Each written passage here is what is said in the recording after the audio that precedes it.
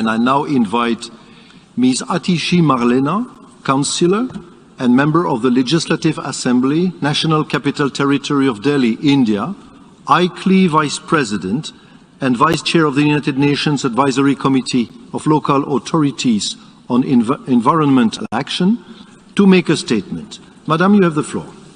Excellencies of the United Nations, ladies and gentlemen, I am here today as a representative of the Government of the National Capital Territory of Delhi, India, and as Vice President of ICLEI and Vice Chair of UNACLA. All of us present here come from different cities and countries, but face common challenges. How to provide our citizens high-quality public services while ensuring equity, ecological sustainability, and fiscal prudence. From the early 90s, there has been a growing belief that the provision of education, healthcare, water, electricity to all citizens is far too expensive, and that governments which provide these services to all citizens end up spending too much and going into debt. So governments, especially in the developing world, have started withdrawing from these services. Provision of water and electricity have been privatized. People face increasing tariffs. Education and healthcare have seen substantial reduction in government spending, causing the steady deterioration of government schools and healthcare facilities. While this may have improved fiscal management, it has led to increasing inequality. However, in the last 7 years in Delhi, a city of 30 million residents, we have shown that we can do both, provide high-quality public services while running a fiscally responsible government.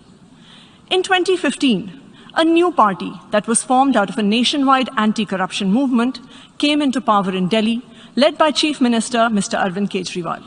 We faced many challenges. Delhi had some of the highest electricity tariffs in the country. The financial health of power distribution companies was poor, power cuts were frequent, the government water utility was facing losses, government schools and hospitals were failing, and families were shifting to private providers for the same. However, in the last 7 years, the Delhi government has turned all this around. We now have 24/7 electricity, some of the lowest electricity tariffs in the country.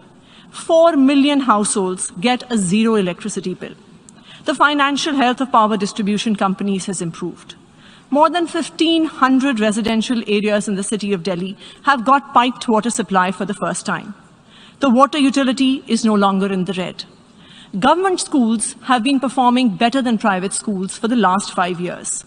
Just last year, 200,000 students shifted from private schools to government schools in Delhi. Mohalla clinics are providing free healthcare to citizens at a low cost to the government. And all this has been achieved with increasing revenues and budget sizes. The total budget of the government of Delhi has increased from 300 billion rupees in 2015 to 750 billion in 2022. The per capita income of Delhi is 3 times higher now than the rest of the country, and the state GDP has increased 150% in the last decade. Delhi is now the only state government in all of India that does not have a fiscal deficit. The Arvind Kejriwal government in Delhi has shown that a government can provide high-quality public services to all its citizens and yet be fiscally responsible.